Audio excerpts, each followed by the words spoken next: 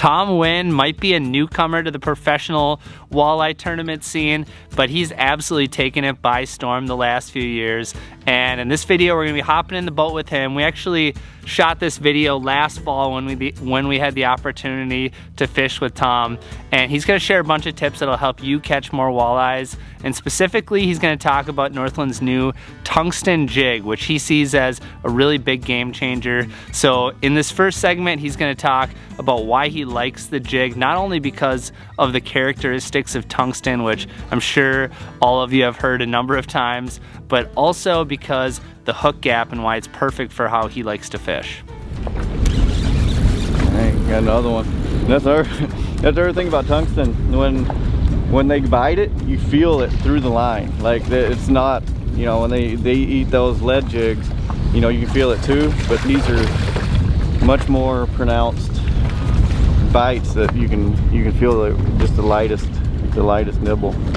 But yeah, no, that's awesome. And you can see that hook, like it just freaking right in the roof of the mouth.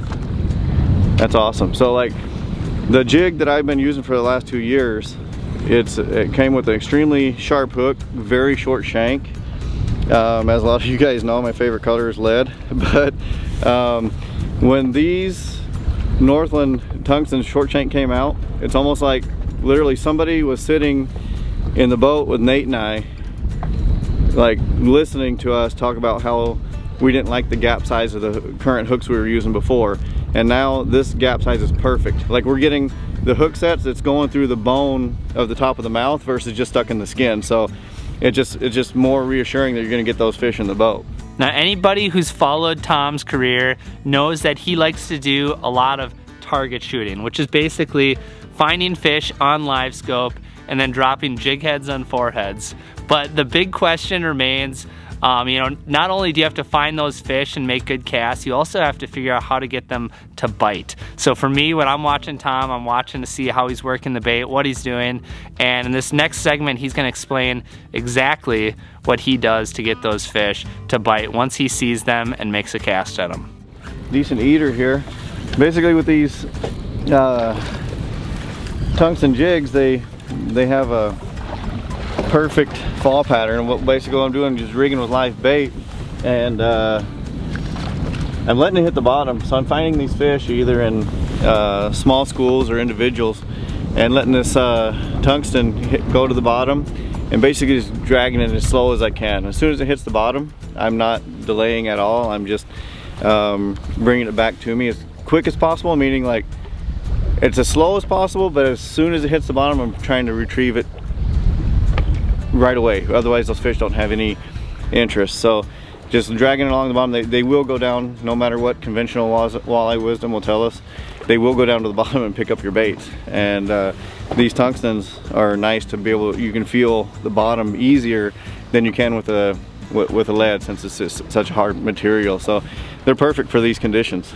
Now this is sort of an aside from the rest of the video, but one thing that was really interesting fishing on this particular day with Tom is we got to see the fish transition from that late summer, early fall pattern into the full-blown fall pattern. In the morning, they had no interest in minnows. They were still eating a lot of crawler presentations, things you might do in summer, but then by the time we got into the afternoon, they really started to prefer minnows. And it was just cool to see that transition happen in one day, just like that. It's almost like we got to see the light switch flip. Angry. Well, I've been doing it for you all day. Like, I'm just happy that you get the chance to return the favor at least once. There we go. There we go. I got it. Nate gives me a hard time all the time. He gets nervous when I have to have the net. He said, when you do? That's fine. Look at that again. Choked. Choked. And big minnow. Oh, big minnow all the way down the mouth. That's crazy. Yep. And crazy. Just a couple hours ago, they wanted nothing to do with the minnow. And now that's it. They completely got off of it. Like I don't think you could have forced one to eat the rest of the day doing what we were doing. And it was great early, but like when they decided that bait was going to be the deal, like it truly became the deal. Yep. And that, like that graph, the side imaging, the 2D, Yep. like the live scope, whatever, it's full of bait now, and Yep. the walleyes are reacting accordingly. What a cool bite. 56 degree water temp. Yep. 5 degrees colder than yesterday. Yep. First frost of the year. Yep. It's getting to be that time. All right, now that Mike got his chance to catch his one walleye in between Tom's flurry, let's get back to Tom catching more walleyes.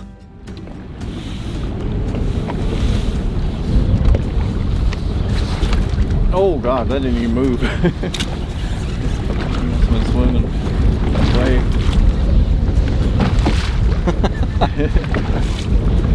All right, this is just fun at this point.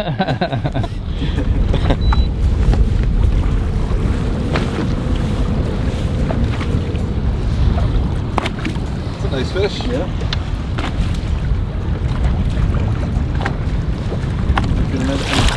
Oh, look at that. Yeah. I know, that's all I had to do was say 26 and then you get a 26. Yeah. Yeah, let me hand it to you. Look at that. Yeah, that's it. Beauty. Yep. Nice fish. And seriously though, the way these hooks are burying into the bone, it's like I haven't literally experienced that with my favorite jig before this, because of the gap of the hook. And this is just the perfect gap for the inside of a walleye's mouth. It's actually getting into the bone, not just the skin. You said something to me too when we were talking on the phone, I don't know if it was a week or two ago, like talking about that the size profile of that jig at a lighter weight, because it's tungsten, being able to fish an eighth, maybe where you'd fish a quarter. That's really interesting, especially when it's you know, when we're doing this ultra finessey stuff, kind of like we're doing. I think that tungsten is definitely a game changer for a lot of different reasons, but I really do think that size profile, when it's a super finesse application, really comes into play. Oh, for sure. And just the tungsten is smaller than lead, and especially the aspirin shape design to these heads in particular, they're not perfectly round, so they do cut through the water faster, and you do get much more of a finesse presentation. Yeah. All right, after fighting the wind for a few hours, catching a bunch of fish, we decided to pull off to a more quiet place where we can sit down, share some good tips that'll help you catch some fish. And the first one Tom is going to talk about is sort of his thoughts and theories behind rod, reel, line when he's jig fishing for walleyes. All right, so when I'm out there jigging and basically target shooting for fish or structure, I'm a big structure guy, but my setup that I have on my rod and reel, you know, I like the low gear ratio spinning reels, so I'm not horsing the fish in. I'm taking my time, especially when we're fishing so finesse, you know, light line, stuff like that. So I'm bringing those fish in slow, especially when we're talking those 10 pounders. But with, you know, I like to have the no stretch braid tied to directly, no swivel, to a fluorocarbon leader, and then now paired with an actual jig that makes sense. We've got these tungsten jigs now, and tungsten is way harder than lead, so you've got a tungsten jig head, no stretch fluorocarbon, and no stretch braid. And then so when you're casting a bait out there to these finicky fish, you can literally feel the vibration all the way up through your line and your reel and your rod. And I'm using a rod here it's medium light. So even on slack line, you cast your bait out there and you're just wanting that fish to look at it. When it picks it up with the right setup and from start to finish, I mean, you can feel that vibration, you can feel that bite every single time. Next up, Tom is going to share his thoughts on long shank jigs versus short shank jigs. And this info should not only help you decide which tungsten jig to pick, but any jig, any brand. This is just really good information from Tom.